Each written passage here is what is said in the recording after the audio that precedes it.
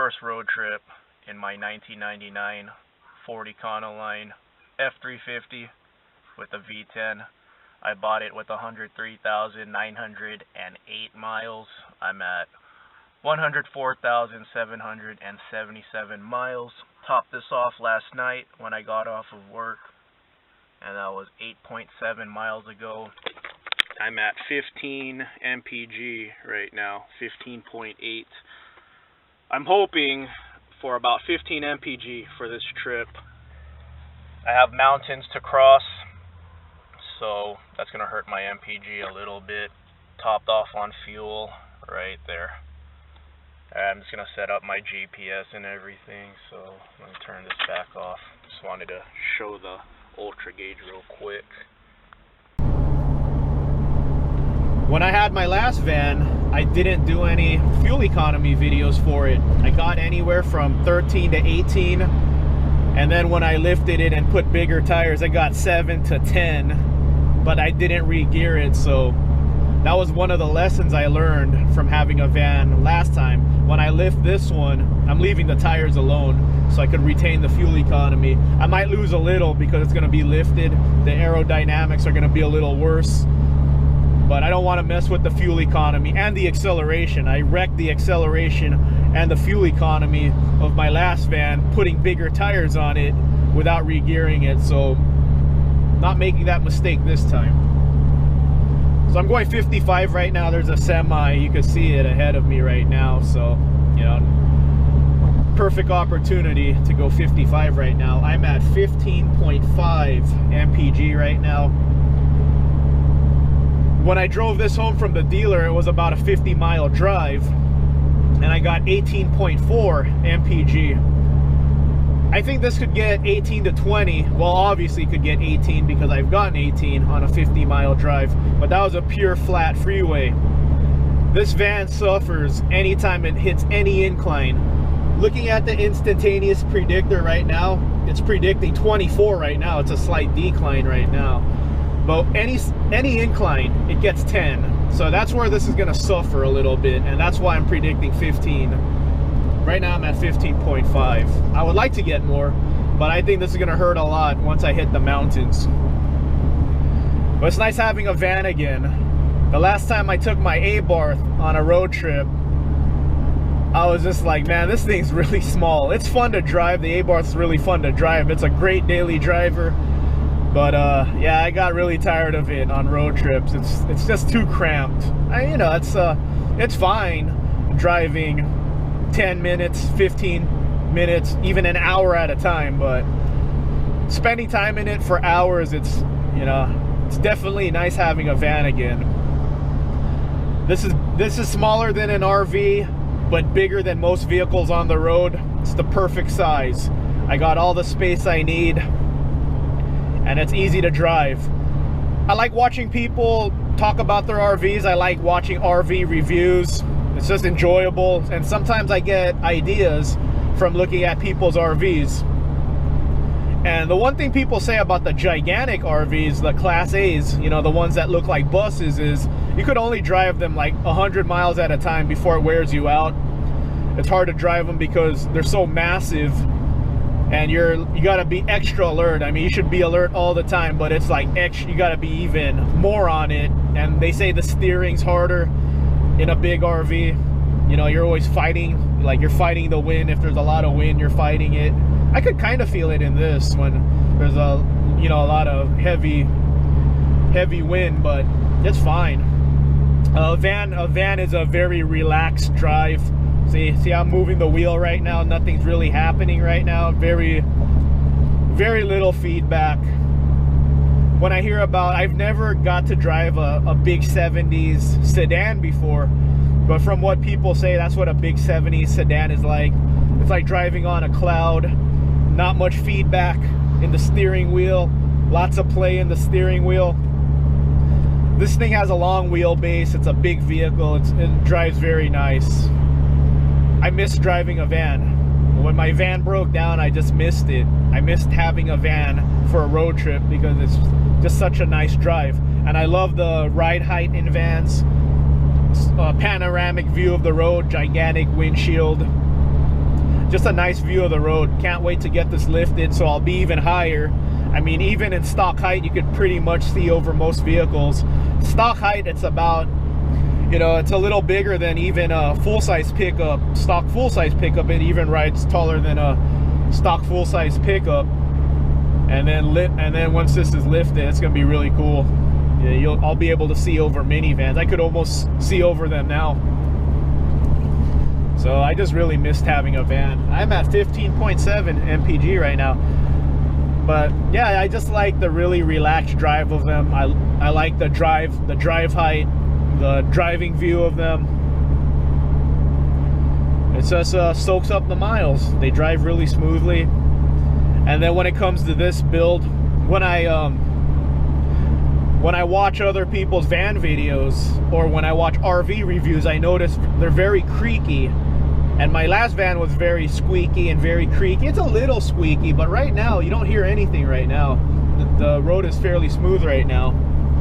But even on really rough road, it's not that bad. And that was one of my focuses on this van build, was I don't want it to rattle too much. And I know I'm gonna get a few rattles, especially since it's a 1999 van, but I was really focused on bolting everything down really good so that it's not a really squeaky and creaky vehicle. My uncle actually had a Class C RV. That's the RVs with the van in the front and a RV in the back, you know, with the bunk over it. And I just remember that thing being really squeaky and rattly. It sounded like it was gonna fall apart. And at the time, it was brand new. It was a brand new RV. But you know, when you put a house on a vehicle, you gotta expect squeaks and rattles. There's just no way around it. So what I'm at, 311 miles to go. It's a nice drive. It's nice having a van again. I'm really enjoying it. About to hit my first 100 miles in. 16.4 MPG. Flat road right now. Look at that instantaneous predictor on flat roads. Nice. Just remember this snapshot in time. Today is April 11, 2020. This is Los Angeles right here at 5 o'clock p.m. Los Angeles never looks like this at 5 o'clock p.m. Still a decent amount of cars on the road, but this is definitely different right now. Normally I would go around Los Angeles if I drive this time of day. I'll go around this, but the traffic report said it was fairly clear, and it is.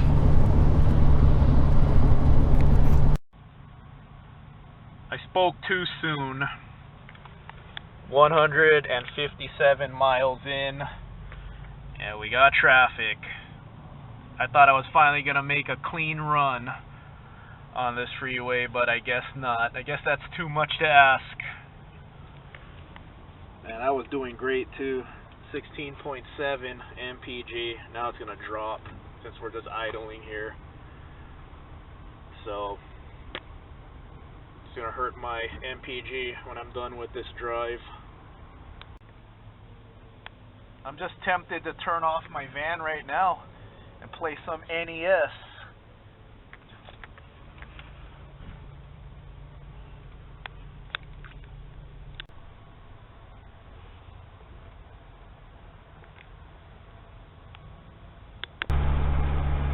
Going through the mountains right now, and my MPG is down to 16. I'm going 55 cruise control. You're probably going to see the segment on the mountains before you see this video on the fuel economy. I was really impressed, and you'll see it if you watch the mountain segment that I just made. This van's really impressive going up mountains. It'll hold fourth gear, which I was really hoping for. I wasn't sure if it was going to do it because the 6.8 V10, it makes a lot of its power over 4,000 RPM. And when I was doing research on this van, on this engine actually, I was watching different videos of this engine in RVs, and I was watching videos of guys with F250s and F350s, and when they were going up mountains, this engine liked to downshift to third and go 4,000 RPM, even go into second, going 4,000 RPM. Right now I'm in fourth, overdrive, and I'm at under 2,000, which is what I wanted, which is what I was hoping for when I picked this motor instead of another V8. And it's really impressive. My fuel economy got hurt a little bit going up that mountain. I did a good amount of it going 65 just to test out if this thing could hold fourth gear. This van's only a 4-speed, and it was able to hold fourth gear going 65 miles per hour. Really happy with this engine. Really happy I went with the V10. The mountain climb is over. I'm at 15.8 MPG. I got as high as 16.8. So I hit a little traffic. Climbed up the mountain going faster than I should, but that was a demo. That was a V10 demo. You'll see it in a different segment. So now that the mountain's over, let's see if I could recover some of the fuel economy I lost. And also the traffic. Sat in traffic for 30 minutes. Van life! I still have 99 miles to go before I reach my destination, but I'm doing a comparison video of this versus the Abarth on how much more I spend if I drive this instead of the Abarth. So 264.7 miles traveled. Let's see what kind of fuel economy I got. So earlier I was in traffic for like 30 minutes just idling, not going anywhere, so that probably hurt a little bit. Looks like I have a half a tank of fuel left. According to the Ultra Gauge, I have 19.3 gallons left, 16.7 MPG. I think this is off. I think I'm going to get about 15.2. And according to this, I could travel 321 more miles. So add that to 264. That's almost a 600-mile range right there. I don't believe it. I think this is more like 15.2. We'll see right now. 15.361 gallons added, $39.92. 259 for 87 octane right now. Actual fuel economy, shocker, 17.231. So this was off. This was actually predicting less than what I was getting. I really thought I was going to get 15. 17.231, and I didn't go the whole 355 miles. I shortchanged it by 100 miles, so surprising. I will definitely do a full 355 mile run, but like I said, I have a video to compare this to the Abarth, and then I have another video I want to do when I'll do the full 355 mile run. I want to see if a fuel injector cleaner will help improve my fuel economy. So I have to do the exact same run. If I ran this and then the fuel injector cleaner run, I got to do I'm deciding if I'm going to go 60 or 55, but I have to try to make it the exact same run so I could get a fair test. So 17.231, that's really good. So I did have more than a 320 mile range left. 355 mile drive right now. About to top off on fuel. 163, or is that, what is that, 163? Yeah, 163.1 miles traveled on this current trip meter. That's part of my road trip and some mountain driving, country driving. Fuel economy 14.2. As always, I will get the actual fuel economy numbers by taking the miles traveled divided by gallons added. 11.836 gallons added, $27.21, $2.29 a gallon. Actual fuel economy, 13.77. So this predicted about 0.5 positively. I'm going to zero it all out right now and get ready for this drive. Everything is zeroed out, topped off, zeroed out the trip meter, and reset my ultra gauge. 355 mile drive. I'm going to this exact fuel station again when I do this drive again. I haven't ran a fuel injector cleaner through my van yet, so I'm going to do a little experiment. No fuel injector cleaner in this tank, 355 mile drive, and then when I do this drive again, I'll run a cleaner, see if my fuel economy improves at all. I will do this drive doing 60 miles per hour cruise control. See what kind of fuel economy I get at 60 cruise control the whole trip. Cruise control is set at 60 miles per hour. I'm trailing that semi truck in front of us. I had about a 3-mile detour, so I had to drive 3 miles before I hit the freeway, so I'll note that for when I do this trip again, so the trip is fair. 60 cruise control, 12 miles in, 3 miles of detour before I hit the freeway. And the instantaneous predictor is saying I'm getting 17 MPG at 60 miles per hour. I'm getting 14.8 MPG right now. That'll go up as the trip gets longer. 56 miles on the trip meter, and the fuel gauge is still above the full line, so that's good. And according to the ultra gauge, I'm getting 17 MPG. Instantaneous predictor is predicting 17, 16, 16, 17. So 60 miles per hour looks like a good speed for this van. 1800 RPM.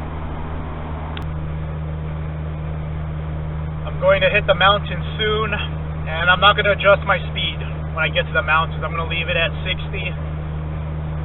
and I think that's going to cost me about 1 mile per gallon. Still at cruise control at 60, and according to the ultra gauge, I'm at 17.2 miles per gallon. Temperature 192 RPM, a little under 1900. And according to the ultra gauge here, I could travel 472 more miles. And I've traveled 132, so about 600 miles of range. It's pretty good. That's pretty good for this van and this engine, V10. So it seems like 60 miles per hour is about a 17, will get you about 17 MPG. 55 will get you about 18. I'm at the start where it's starting to climb. There's the elevation right there, slowly going up. So when you look at the instantaneous predictor, at this slight incline, now it's predicting 11.3 MPG at this pace. Still at 17.1 miles per gallon, but as this gets steeper, my predictor is going to get worse. So right now it's at 12 MPG predicting. Quick look at the mountains before we get in there. Here's the part of the mountain where the semi-trucks are going slow, and this van at 60 miles per hour, cruise control, up this grade, it's not shifting out of overdrive. It's staying in fourth gear and staying under 1900 RPM. On this grade, I'm getting about 8 miles per gallon. Temperature went up a little bit, 201. This van tends to be at 190 to 192, so it's a little hotter. But I'm really happy about that. I'm really happy that this van holds overdrive at 60 miles per hour up a mountain grade, because my last van, it would downshift out of overdrive into third at over a speed bump, it did not like any inclines at all. My fuel economy is slowly going down because I'm running at 8 miles per gallon right now, 16.4. I said these mountains were going to cost me about 1 MPG once it was all over. Seems like the temperatures spikes at like 202, and that's it. That's the hottest it got. So about 10 degrees hotter. And I have my AC on too. I like having the AC on. My last van didn't have an AC, so my AC is on right now. So it seems like up a 6% grade, 8 miles per gallon, 60 miles per hour. I'm on the downhill portion now of the mountain. I thought it was going to cost me about 1 MPG, and that's about what it did. It cost me about 1 mile per gallon. I'm at 16.3 right now. So now that I'm going downhill, hopefully I recover some of that MPG coasting downhill. I'm at the bottom of the mountain, back on level road, and I'm at 16.8 MPG. So I got some of my fuel economy back. I was as high as 17.2 and as low as 16 even. 361.7 miles traveled.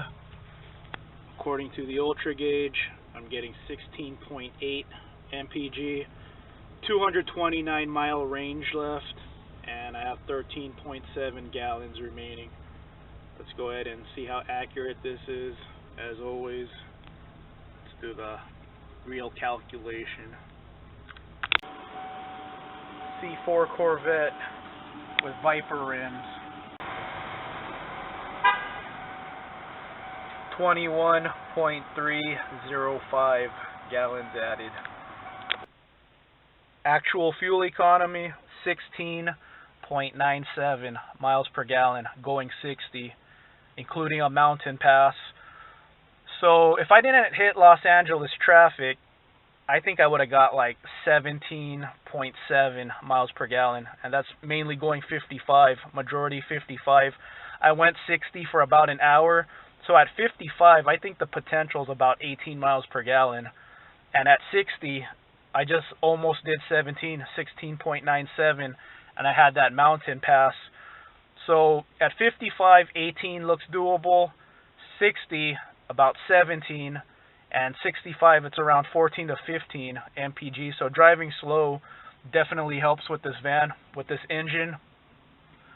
When I read about this engine on forums and excursions and F250, F350s, people talk about it, and they're talking about getting like 12, 13 miles per gallon. No one really gets 16, 17, or even 18. I think people are driving too fast. I think people accelerate too fast, and this thing chugs gas when you accelerate too much. So on the last two trip meters, I avoided any hard acceleration. Just drove like a grandma and got really good fuel economy for this van.